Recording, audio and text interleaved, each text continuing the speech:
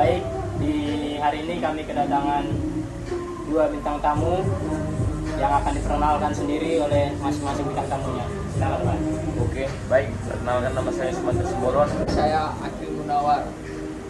Oke, terima kasih. Baik, sebelum kami mulai, alangkah baiknya kami memperkenalkan diri kami juga. Nama saya Pasca dan nama teman saya. Saya Yolanda Sombing dan teman-teman saya. Nama saya Yaskel Calvin Ginting. Baiklah, kami akan membacakan sebagian pertanyaan-pertanyaan kepada audiens kami atau bintang tamu kami. Yang pertama, pertanyaan dari Yaskel Calvin Ginting. Pertanyaan, apa peran seorang pelatih untuk mencapai tujuan latihan? Bangun dari mana dulu nih? Oke, baik. Bisa diulangi pertanyaannya, saudara? Menurut Anda, apa peran seorang pelatih untuk mencapai sebuah latihan? Oke, baik. Tujuan latihan. Perannya adalah dia harus memahami lebih dahulu atau lebih dasar atlet tersebut. Contoh kecilnya, atlet tersebut apakah dia sanggup umurnya atau tidak dalam progres tersebut, program latihan tersebut. Oke, baik, saya kembali kepada saudara Yusuf. Anda saudara Akil, saya tujuannya tujuan pelatih. Mencapai tujuan pelatih itu sebenarnya simpel, nggak banyak kan, cuman harus lebih disiplin lah untuk atletnya supaya lebih sukses ke depannya. Contohnya dalam hal segi makanannya harus kita jaga sebagai pelatih juga, harus kita perhatikan lah atlet kita supaya lebih fisiknya lebih bagus. Itu sih. Jadi yang kedua tuh pertanyaannya, bagaimana tanggapan kalian berdua mengenai pelatih yang ada di Indonesia, khususnya di Sumatera ini? Gimana dulu nih? Dari saudara Simbolon. Oke, baik. Saya akan menjawab. Khususnya untuk Sumatera adalah saya sangat apresiasi. Kenapa? Karena saya turut bangga melihat pelatih-pelatih di Sumut. Yang pertama, pelatih Sumut telah membawa medali emas, prestasi yang lebih bagus, lebih meningkat untuk provinsi maupun luar provinsi maupun SEA Games, Asian Games, mendunia. Oke, baik, saya kembali kepada saudari Yolanda. Saudara Akil, Jadi tadi apa tadi? Pertanyaannya bagaimana tanggapan Anda mengenai pelatih yang ada di Indonesia ini, khususnya di Sumatera Utara? khususnya di Sumatera Utara, pelatih di Sumatera Utara ini bisa dikategorikan bagus lah dalam segi hal atletnya. Kita kan terlagi menyambut PON nih kan, terlagi kan PON 2024. Jadi pelatih-pelatih di sini ini sudah mempersiapkan dengan matang lah untuk atlet-atletnya di PON nanti 2024. Kalau misalnya masalah bagus atau enggak ya, pelatih di Sumut ini kemungkinan menurut saya 70% lah bagus dikatakan untuk membina atletnya, karena prestasi-prestasi yang kita dapatkan di Sumut ini kan cukup banyak lah dikatakan kan, walaupun kita masih kalah lah sama provinsi-provinsi lain, tapi saya memang patut diapresiasi lah pelatih-pelatih di Sumut. Mungkin itu aja sih. Baik, pertanyaan selanjutnya ada saudara Pasca. Baik, sedikit menambahkan saja dari pertanyaan teman saya. Bagaimana menurut Anda pelatih-pelatih yang ada di Sumut ini, misalnya kelebihan dan kekurangannya? Oke, baik. Ini yang saya sangat tunggu, lebih dan kekurangan.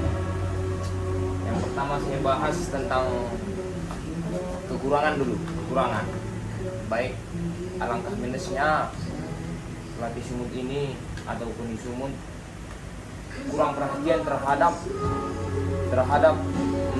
atlet-atlet yang sudah berprestasi. Jadi banyaknya atlet-atlet terbuang, tak terpakai karena tak ada perhatiannya dari KONI dan atau dari pelatih. Jadi dari sisi baiknya adalah yang pertama, atlet Sumut sangat bisa merekrut atlet-atlet yang terbaik, mau dari pelosok, desa, kampung, dan lain sebagainya. Oke, baik, saya kembali kepada saudara Pasca. Baik, menurut saudara Adil, bagaimana? Kalau menurut saya sih, kalau saudara Sumantri tadi mengatakan kekurangan terlebih dahulu, saya mengatakan kelebihan lah. Karena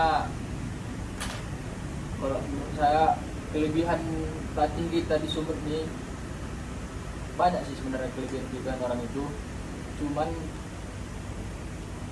dalam segi hal untuk mengeluarkan ibaratnya ilmu-ilmunya karena memang kurangnya juga perhatian seperti yang dikatakan oleh saudara Sumantri, yang betul banyak sekali memang pelatih ini kurang ibaratnya seperti kurang diperhatikan lah.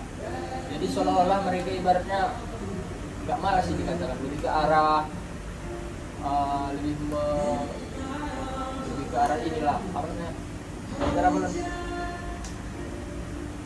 lebih ke arah mengurungkan niatnya lah untuk lebih ikhlas untuk atletnya. Kalau kelebihan itu banyak sebenarnya. Lebih dalam bidang prestasi pelatih kita pun di Sumut ini berprestasi semua, mantan atlet tadi katakan kan, alumni dari PKO juga kan, pendidikan pelatihan olahraga. Jadi mungkin kalau prestasi kelebihan nggak diragukan lagi lah pelatih kita Sumut, udah top lah memang, sampai udah kancah internasional pun pelatih kita. Kekurangannya ya kembali lagi di situ, kurangnya perhatian dari pemerintah daerah ya atau koni-koninya kan.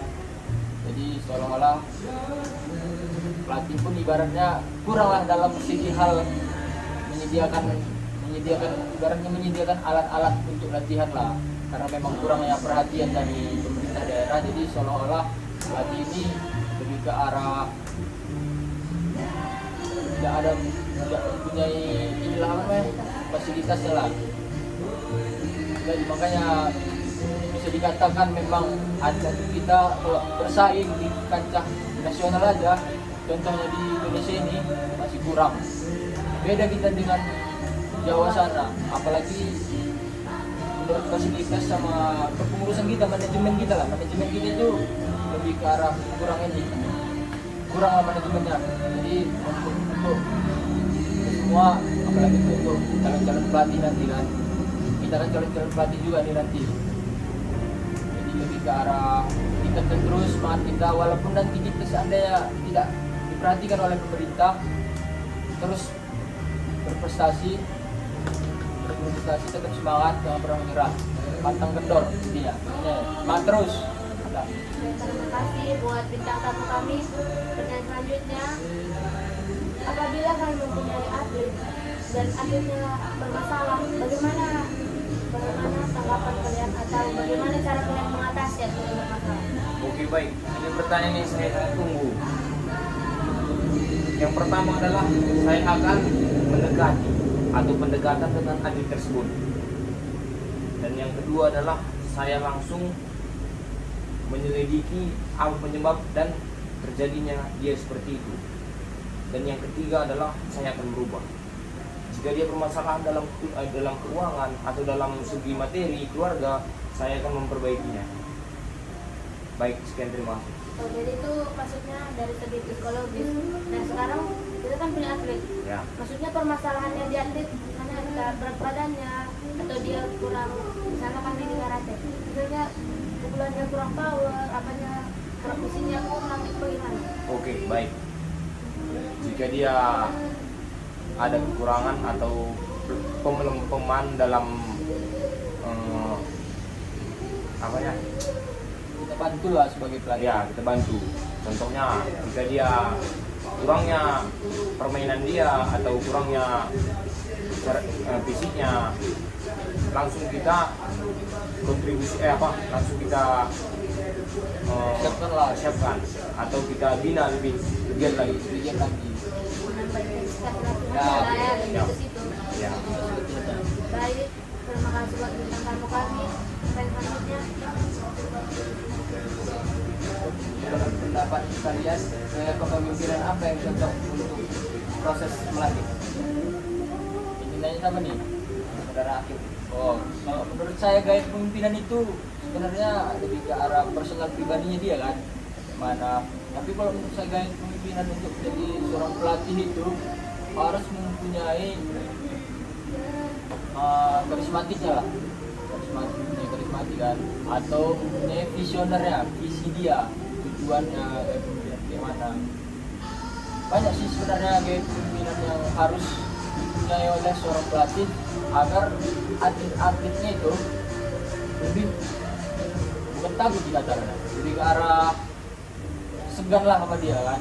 Dan kebanyakan kan atlet ini kalau udah misalnya dekat sama pelatih gitu, dia ini apa namanya, suka dia lah, suka dia.